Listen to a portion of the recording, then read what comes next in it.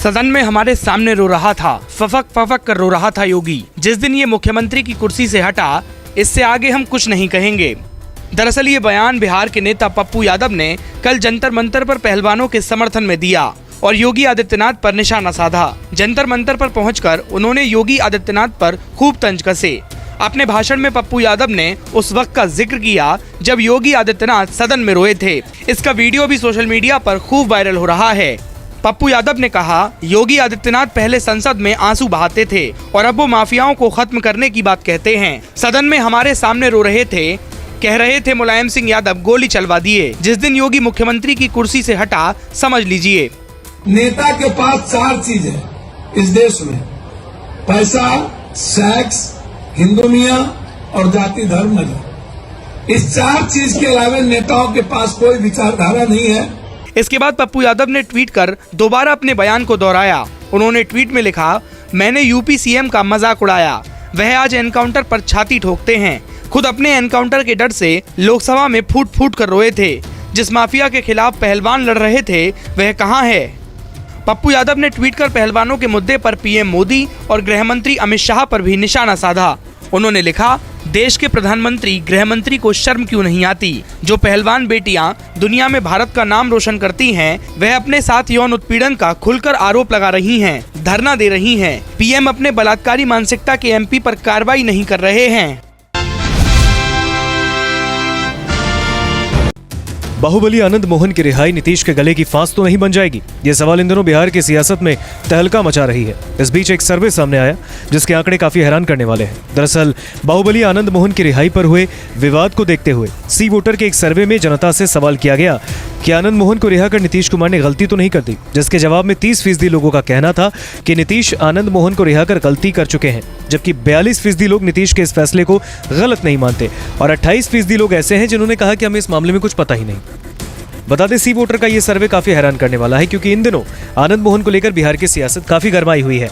विपक्ष लगातार बाहुबली की रिहाई को लेकर नीतीश सरकार पर हमलावर है और उन पर जंगल राज कायम करने का आरोप लगा रहे हैं। इतना ही नहीं, मामले में नीतीश सरकार और लालू यादव को घेरते हुए बीजेपी के प्रदेश अध्यक्ष सम्राट चौधरी का कहना था, नीतीश सरकार फेल है। 27 लोगों की रिहाई में इसी से समझ लिया जाए कि मरे हुए व्यक्ति को छोड़ा जा रहा है। इससे बड़ा फेल्योर क्या हो सकता है? लालू यादव ने उन्हें फंसाया, एफआईआर फाड़ कर फिर आनंद मोहन पर फिर एफआईआर करवाई। ऐसे में लालू यादव से पूछें कि आनंद मोहन को फंसाने का काम क्यों किया। वहीं इस बीच बीते दिन आनंद मोहन की रिहाई पर नीतीश कुमार ने चुप्पी तोड़ी और कहा कि रिहाई से किसी को क्या दिक्कत है? क्या सरकारी अधिकारी की हत्या और समान आदमी की हत्या में फर्क होना चाहिए? फिलहाल नीतीश के इन तेवरों के बीच नीतीश के फेवर में आए ये आंकड़े बिहार में कौन से नए विवाद को जन्म देता है, ये देखना बेहद दिलचस्प होगा।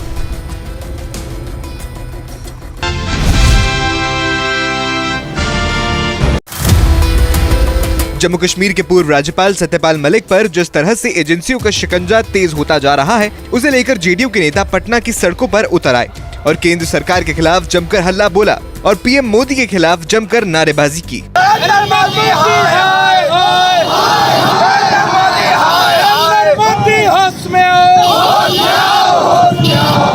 बता दें कि पिछले दिनों सत्यपाल मलिक पुलवामा अटैक पर कई बड़े खुलासे कर चुके हैं। केंद्र सरकार पर उन्होंने कई गंभीर आरोप भी लगाए थे, जिसके बाद से मामले में सियासत तेज हो गई थी। वहीं इन सब खुलासों के बीच सत्यपाल मलिक से बीते दिन सीबीआई ने 5 घंटे तक पूछताछ की। वहीं इस पूछताछ के विरोध में आज जेडीयू प्रदेश अध्यक्ष उमेश कुशवाहा और एमएलसी नीरज कुमार के नेतृत्व में विरोध प्रदर्शन किया गया। जेडीयू नेताओं ने सबसे पहले गांधी मैदान स्थित जेपी प्रतिमा पर माल्यार्पण किया। उसके बाद पैदल मार्च करते हुए कारगिल चौक पहुंचे। इस दौरान केंद्र सरकार पर हमला बोलते हुए नीरज कुमार ने कहा कि ये शर्मनाक बात है कि देश के सैनिकों की शहादत हो जाए और उस पर जो आवाज उठाई जाए उस पर कार्रवाई हो। ये महत्वपूर्ण विषय है ना कि देश के सैनिकों की शहादत हो जाए और उनको सुविधा प्रदान नहीं किया जाए, इससे शर्मनाक बात क्या हो सकती है?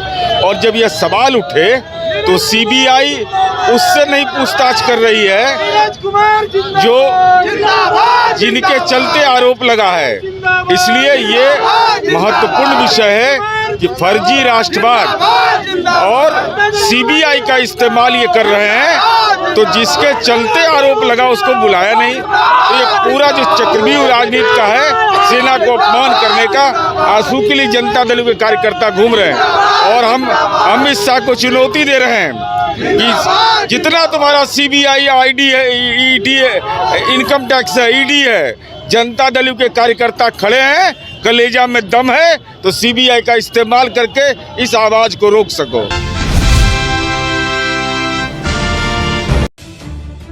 मोदी सरनेम मानहानि केस में कांग्रेस नेता राहुल गांधी की अपील पर सुनवाई हुई।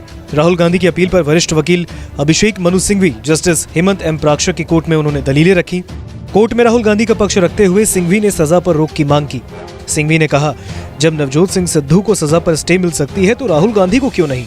करीब 1.5 घंटे लंबी दलीलों के दौरान सिंघवी ने सूरत कोर्ट द्वारा दी गई सजा पर सवाल खड़े किए। सिंघवी ने कई मामलों के रेफरेंस भी पेश किए। हाईकोर्ट में अपील पर सुनवाई के दौरान इस मामले में याचिकाकर्ता पुर्णेश मोदी की तरफ से दलीलें रखे जाने की उम्मीद है।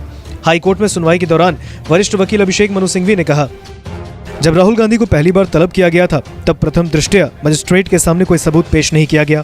बैठक में पुर्णेश मोदी भी मौजूद नहीं थे। उन्होंने कहा कि किसी ने मुझे व्हाट्सएप पर क्लिप भेजी, लेकिन ये नहीं बताया कि किसने भेजा। सिंघवी ने कहा, सूरत कोर्ट का फैसला विकृत है, हम दोष सिद्धि पर रोक लगाने की मांग कर रहे हैं। अभिषेक मनु सिंघवी ने नवजोत सिंह सिद्धू का केस का हवाला दिया और कहा, 302 और 307 के तहत नवजोत सिंह सिद्धू को भी कन्विक्शन पर स्टे मिला था।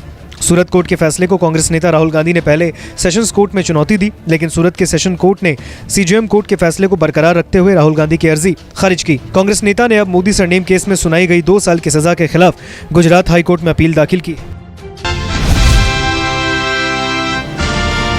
राजस्थान सरकार आगामी रक्षाबंधन पर 40 लाख महिलाओं को एक साथ फ्री में स्मार्टफोन देगी। इन स्मार्टफोन में 3 साल का इंटरनेट पैक भी मुफ्त होगा। मुख्यमंत्री अशोक गहलोत ने ये घोषणा की। अशोक गहलोत ने हनुमानगढ़ के रावतसर कस्बे में महंगाई राहत शिविर के अवलोकन के बाद लोगों को संबोधित करते हुए कहा कि चिरंजीवी योजना में हमने सभी महिलाओं को मुखिया बनाया है। 1 करोड़ 35 लाख महिलाएं घर की मुखिया बनी है। इन महिलाओं को 3 साल के लिए मुफ्त इंटरनेट के साथ स्मार्टफोन मिलेगा। इतना मात्रा में एक साथ स्मार्टफोन नहीं मिल पा रहे हैं। हमने तय किया कि रक्षाबंधन पर 40 लाख स्मार्टफोन एक साथ महिलाओं को राजस्थान में मिलेगा। मुख्यमंत्री अशोक गहलोत का ये बयान सुनिए आप। सब महिलाओं को हमने मुखिया बनाया है। चिरंजीवी योजना के अंदर 1 करोड़ 35 लाख महिलाएं बनी मुखिया घर की, 25 लाख का बीमा और मोबाइल फोन जो है 3 साल की इंटरनेट सेवाएं फ्री के साथ में मोबाइल स्मार्टफोन मिलेगा। इन महिलाओं को एक साथ मिल नहीं पा रहे हैं। हमने तय किया रक्षाबंधन पर 40 लाख फोन एक साथ महिलाओं को रास्ता मिलेगा। 40 बता दें कि इस साल रक्षाबंधन 30 अगस्त को है। इसके बाद चुनाव की घोषणा हो सकती है। मुख्यमंत्री अशोक गहलोत की साल 2022 की बजट घोषणा के मुताबिक मुख्यमंत्री डिजिटल सेवा के तहत चिरंजीवी परिवारों की महिला मुखिया को 3 साल के इंटरनेट एक्सेस के साथ स्मार्टफोन दिया जाएगा।